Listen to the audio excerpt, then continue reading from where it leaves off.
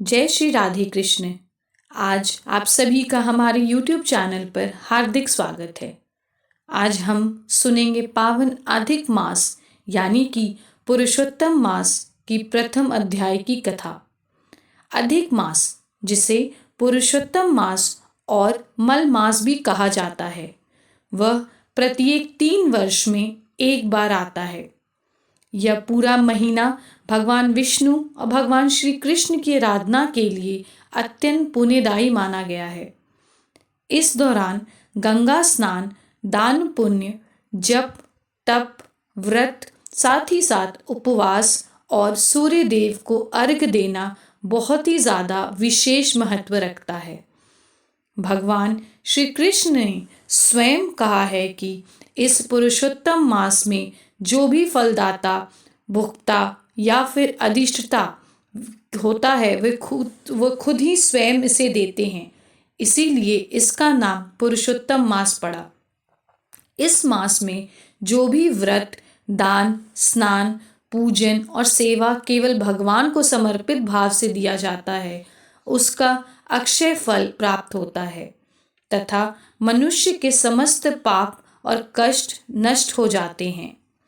यदि किसी में सामर्थ्य ना हो तो ब्राह्मणों, साधु संतों और ज़रूरतमंदों की सेवा करना भी सर्वोत्तम माना गया है। कहा गया है कि पुरुषोत्तम मास में किया गया छोटा सा पुण्य भी अंत गुना होकर फल देता है। जैसे एक छोटा सा बीज विशाल वट वृक्ष का रूप धारण कर लेता है, वैसे ही इस मास में किया गया दान और पुण्य अक्षय हो जाता है। तो आइए अब श्रद्धा और भक्ति के साथ सुनते हैं श्री पुरुषोत्तम मास की प्रथम अध्याय की कथा। लेकिन उससे शुरू करने से पहले आपसे सिर्फ यह निवेदन है कि आप इस कथा को अंत तक ज़रूर सुने, क्योंकि हमारे पुराणों में भी कहा गया है कि कोई भी कथा या कोई भी कहानी या कोई भी अध्याय अगर हम सुन रहे हैं जो भगवान से रिलेटेड है, उसे कभी भी आधा नहीं सुनना चाहिए, क्योंकि उससे हमें पूरा फल कभी नहीं मिलता। तो आइए शुरू करते हैं। प्रेम से बोलिए भगवान विष्णु की जय, माता लक्ष्मी की जय, भगवान श्री कृष्ण की जय, सभी देवी देवताओं की जय। कल्प वृक्ष के समान भक्तों की सभी मनोकामनाएं पूर्ण करने वाली, वृंदावन की शोभा बढ़ाने वाली और अपनी दिव्य लीलाओं से समस्त लोगों को मोहित करने वाले पुरुषोत्तम भगवान को मैं प्रणाम करती हूँ। नारायण नर और नरोत्तम तथा देवी सरस्वती और वेदव्यास जी को नमस्कार करके मैं ये कथा को प्रारंभ करती हूँ। एक समय परम पवित्र नैमिषारण्य में महान यज्ञ के आयोजन हेतु अनेक ऋषि मुनि एकत्रित हुए थे।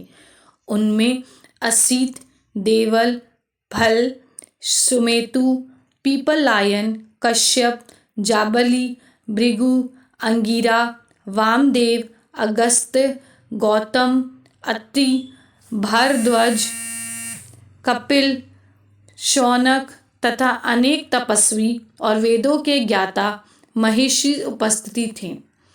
वे सभी संसार के कल्याण और धर्म की स्थापना के लिए यज्ञ कर रहे थे। उसी समय तीर्थ यात्रा करते हुए सूत जी वहां पहुंचे। उन्होंने समस्त ऋषियों को प्रणाम किया। सूत जी का तेज अत्यंत दिव्य था। वे गोपी चंद्र का तिलक लगाए हुए थे, तुलसी की माला धारण किए हुए थे और भगवान के नाम का स्मरण करते हुए शांत और तेजस्वी स्वरूप से वहां उपस्थित हुए। सूत जी को देखते ही सभी ऋषि आदर पूर्वक खड़े हो गए और उन्हें श्रेष्ठ आसन पर बैठाया। फिर विनम्रता से बोले, हे सूत जी, आप बड़े भाग्यशाली और भगवत भक्त हैं। आप वेदव्यास जी के परम शिष्य हैं। कृपया करके हमें ऐसी पवित्र कथा सुनाएं जो संसार रूपी समुद्र से पार लगाने वाली हो और मनुष्य को परम कल्याण प्रदान करने वाली हो। ऋषियों की विनती सुनकर सूत जी बोले, हे मुनिवर, मैं पहले पुष्कर तीर्थ गया था। वहाँ स्नान और देव पितरों का तर्पण करके यमुना तट पहुँचा। फिर अनेक तीर्थों का भ्रमण करते हुए गंगा तट, काशी, गया, त्रिवेणी, गडगरी, सरस्वती, गोदावरी, कावेरी, नर्मदा और अनेक पवित्र नदियों में स्नान किया। उसके बाद मैं रामेश्वर और बद्रीनाथ धाम गया तथा भगवान नारायण के दर्शन कर उनकी स्तुति भी की।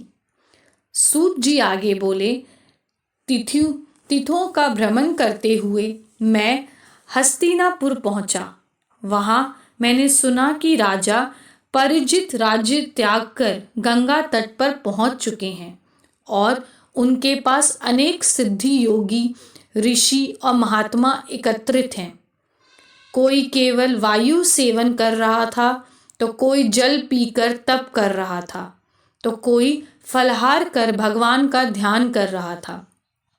उसी समय वहाँ महान तेजस्वी ब्रह्मज्ञानी व्यासपुत्र श्री शुकदेव जी पधारे। वे केवल 16 वर्ष के उपस्था थे और ब्रह्म स्वरूप थे। उनके दर्शन मात्र से समस्त मुनि अनंतदित होकर खड़े हो गए। भगवान शुकदेव जी को ऊंचे स्थान पर बैठाया और सभी ऋषि उनके चारों ओर बैठकर उनकी वाणी सुनने लगे। इस प्रकार भगवान शुकदेव जी की दिव्य सभा की महिमा का वर्णन करते हुए सूत जी ने पुरुषोत्तम मास की कथा सुनानी प्रारंभ कर दी। इसी के साथ श्री पुरुषोत्तम मास माह की प्रथम अध्याय कथा पुनः होती है। तो बोलिए प्रेम से भगवान विष्णु की जय, माता लक्ष्मी की जय, भगवान श्री कृष्ण की जय, सारी ऋषि मुनियों की जय, सभी देवी देवताओं की जय। यदि आप पुरुषोत्तम मास के अगले अध्याय की कथा भी सुनना चाहते हैं तो हमारे चैनल के साथ जुड़े रहिए। अगर आप हमारे चैनल पर नए हैं तो चैनल को सब्सक्राइब कर लें और बेल आइकन अवश्य दबा लें, ताकि आने वाली हर नई कथा और धार्मिक वीडियो का आपके पास नोटिफिकेशन चले जाए। आप सभी को मेरी तरफ से राधे राधे, और भगवान विष्णु से और माता लक्ष्मी से यही प्रार्थना करूंगी कि आपके जीवन में कोई भी कष्ट हो, कोई भी बीमारी हो, वह उसे जल्द